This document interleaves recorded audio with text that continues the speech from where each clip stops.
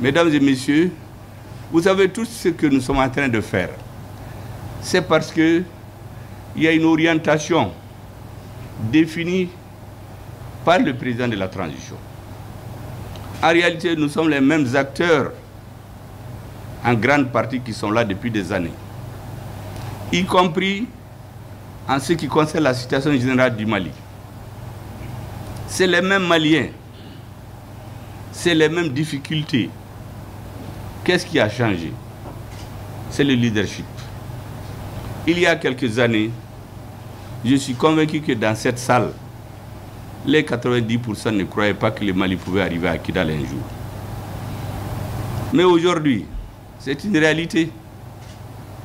Mais pour cela, il faut une minorité déterminée qui imprime sa marque à la marche du pays. Et ça, c'est ceux qui dirigent. Il y a une autre minorité qui s'oppose. Et la grande majorité, c'est les 90 à 98% des populations que chacun des deux groupes minoritaires cherche à avoir avec lui, à lui expliquer, à lui faire comprendre. Parce que la population en général, elle cherche juste à comprendre ce qui se passe dans le pays. Elle cherche à manger, elle cherche à être soignée, elle cherche à être nourrie, elle cherche à être mise en sécurité.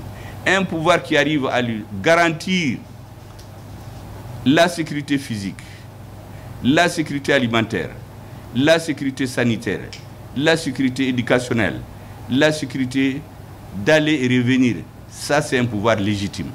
Les 98% vont être avec lui. Et notre rôle, nous tous, c'est de faire en sorte, comme le dit le président, je l'ai répété, le pouvoir de la transition est comme centre de gravité les 90 à 98% de la population, donc le peuple. La situation aujourd'hui au Mali, comme dans tous les pays du monde, elle est définie par l'orientation politique. Chez nous, on a tellement galvaudé la politique que dès qu'on en parle, les gens vous disent « Ah, je ne fais pas de politique ». Or, c'est la politique qui détermine tout. C'est tellement que s'il n'y avait pas un changement politique, il y aura un autre regroupement, mais les orientations vont être autre chose. Et c'est pour cela que nous ne devons jamais perdre de vue un certain nombre de choses. D'abord, l'orientation que notre pays a prise sous l'impulsion du président de la transition. Tous les Maliens aujourd'hui doivent faire l'union sacrée pour réaliser cette orientation. Notre pays était dans une situation où on était divisé en deux groupes. En 2021, lorsque le pouvoir de rectification commençait à travailler, au Mali, vous avez les 90 à 98% de la population qui en réalité cherchaient juste à ce que ça se passe bien. Et vous avez les 1% de la population qui dirigeait et un autre pourcent qui est opposé, qui n'avait pas les mêmes visions. C'était très clair. Vous avez un groupe qui veut restaurer d'abord la sécurité physique des citoyens. Tout pouvoir qui ne peut pas assurer la sécurité physique des citoyens, il ne peut pas être légitime, quelle que soit la façon dont il arrive. Coup d'État, pouvoir dynastique ou élection. Or, nous étions dans une situation où la population n'était pas en sécurité physique. Et vous avez un autre groupe qui dit qu'il faut aller à des élections sans se préoccuper de la sécurité physique. Si on fait des élections sans la sécurité physique, mais ces élections vont donner un président faible qui peut-être dans 6 mois va tomber et on va recommencer. Parce que tous les changements que vous voyez dans les pays, en tout cas de l'AES que je connais, et d'une façon générale, c'est la question sécuritaire. C'est les problèmes d'insécurité qui conduisent au changement de régime. Et donc chez nous, c'était très clair pour nous que la priorité d'abord, ça devait être de résoudre la question de sécurité. Il y avait un autre groupe qui disait qu'il faut faire des élections appuyées par la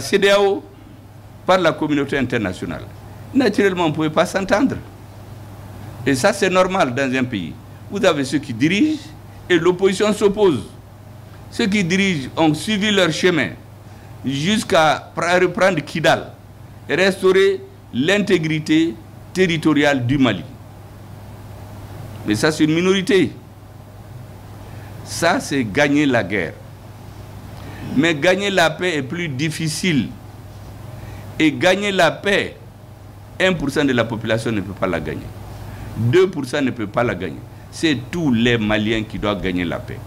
Et c'est pour cela que lorsque le président de la transition, à la suite de la prise de Kidal, a installé le comité de dialogue intermalien pour appeler tous les Maliens à définir ou redéfinir les nouvelles orientations pour la marche de notre pays, je pense que c'est une option stratégique, une option politique, une option de grande portée historique. C'est très important que les Maliens le comprennent. Vous savez, j'ai réuni les partis politiques pendant un certain nombre de temps. J'ai vu dans les journaux que le Premier ministre est en difficulté. Il cherche à avoir le soutien des partis. Il y en a qui ont refusé de venir. Mais j'ai dit qu'ils se sont trompés. Nous n'avons pas réuni les partis pour chercher des faveurs. Nous avons réuni les partis pour leur expliquer pourquoi en 2021, 2022, on ne pouvait pas s'entendre. Mais aujourd'hui, que le Mali a recouvré son intégrité territoriale, que le Mali vit suivant les principes édictés dans l'article 34 de notre Constitution, à savoir la reconnaissance de sa souveraineté, la reconnaissance de son libre choix de ses partenaires stratégiques et la défense obstinée de ses intérêts, c'est dans la Constitution. Pour réaliser cela, ce n'est pas la minorité qui a gagné la guerre qui peut la faire, c'est tous les Maliens. Et c'est pour cela, tous les Maliens désormais doivent être jugés en fonction de ce qu'ils font et non ce qu'ils ont été. Tous les Maliens doivent se tendre la main. Les Maliens que pour une raison ou une autre n'étaient pas d'accord, il faut les amener à la paix. Il faut un nouveau paradigme parce que la donne a complètement changé. On ne peut plus continuer dans les faux débats, élection par élection, lutte contre le terrorisme par terrorisme. Aujourd'hui, ce débat est caduc. Ce que les Maliens veulent, c'est que Beki Yorola, que vous les agriculteurs, vous travaillez pour nourrir les Maliens, que les militaires défendent les Maliens, que les politiques fassent les agitateurs d'idées, et non pas des politiciens qui vont construire des ponts, des routes. Est-ce que vous n'avez jamais vu Macron dire qu'il va construire des routes ou des ponts en France? Ou un président américain? Un homme politique, c'est un agitateur d'idées.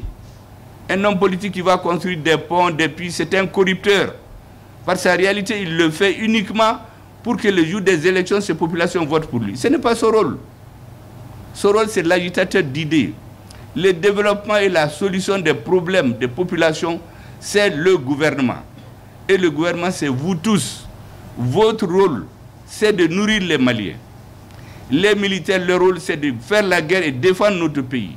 Les politiques, c'est de déterminer les grandes orientations politiques de notre pays pour que notre pays compte dans le concert des nations. Mais aujourd'hui, tout le monde s'occupe de tout. Vous trouvez des gens, leur seul rôle, c'est d'être dans les médias, en train de critiquer tel ou tel. Et comme les dirigeants souvent ne sont pas corrects eux-mêmes, ils se précipitent pour appeler le monsieur, on lui donne de l'argent, il arrête de critiquer. Il y a des gens au Mali qui ne travaillent pas, ils ne font rien, ils ont des véhicules 4x4, ils ont des maisons, mais où est-ce qu'ils enlèvent l'argent? Uniquement parce qu'ils sont effrontés, ils insultent, ils calomnient et les hommes vertueux se taisent. Ça, c'est terminé. Personne ne va plus s'imposer à l'État. Un État, un gouvernement, un État digne de ce nom, c'est la force et le droit. Le droit pour défendre les plus faibles et tous les citoyens et la force pour dissuader quiconque veut s'imposer aux autres citoyens. C'est ça la situation au Mali aujourd'hui.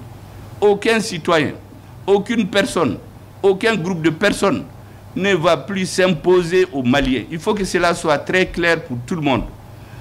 Si chacun fait son travail, je vous assure que dans quelques années, les pays de l'AES vont être plus à l'aise qu'on le pense. Je donne souvent un indicateur. L'or, par exemple, doit briller pour les Maliens. Savez-vous que récemment, à la bourse des valeurs des pays de l'OCDE, il y a un pays qui a présenté la quantité d'or qu'il a importé du Mali.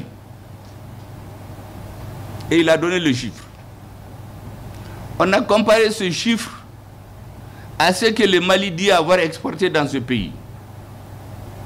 Est-ce que vous savez qu'en les comparant, nous nous sommes rendus compte que la différence, c'est le budget de l'État malien.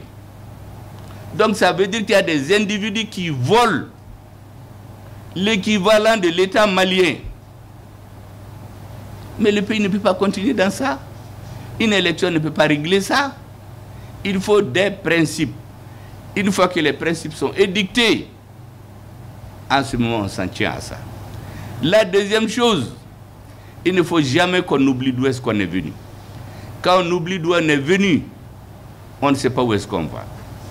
On est venu d'un pouvoir de transition qui est lui-même issu de revendications du peuple qui ont été portées par un groupe. Ce groupe s'est fait nommer le M5-RFP. Mais en réalité, le Mali, ce n'est pas le M5-RFP. Le Mali, c'est tous les Maliens. J'ai l'habitude de répéter à tout le monde qu'aujourd'hui, le Mali, c'est pour tous les Maliens. Il faut rester chevillé aux demandes du peuple. Qu'est-ce que le peuple avait demandé? La sécurité. Qu'est-ce que le peuple avait demandé? Lutter contre la corruption et l'injustice. Qu'est-ce que le peuple avait demandé? Des réformes avec une nouvelle constitution. D'ailleurs, depuis 2018, la même CEDEAO a fait un rapport pour dire qu'au Mali, on ne doit plus organiser des élections sans faire les réformes nécessaires. Depuis 2018, ça n'a jamais été fait. Mais ces réformes sont faites maintenant. La nouvelle constitution est adoptée. La sécurité est rétablie. Le Mali a recouvré l'intégralité de son territoire. Il n'a pas besoin d'autorisation pour survoler le territoire. Il y avait un moment ici, même des lunettes à vision nocturne, on ne peut pas les acheter. Quand on voulait survoler une partie de notre territoire, il faut qu'on demande l'autorisation. On nous y refuse souvent en disant oui, c'est la zone d'entraînement nocturne de Takuba. Ça, c'est terminé aujourd'hui. Les Maliens ont demandé un accord politique de croissance entre les syndicats et le gouvernement. Ça a été fait. Ils ont demandé l'accord pour la paix et la réconciliation, de l'appliquer intelligemment. Intelligemment, ça veut dire quoi? Ça veut dire que dans l'application, tout ce qui contrarie l'intégrité territoriale du Mali, l'unicité de notre peuple, la forme républicaine et laïque et l'État, et tout ce qui le contrarie, on le met à côté. Tout le reste peut se négocier entre nous Maliens. Et c'est ce que le comité de dialogue intermalien est en train de faire.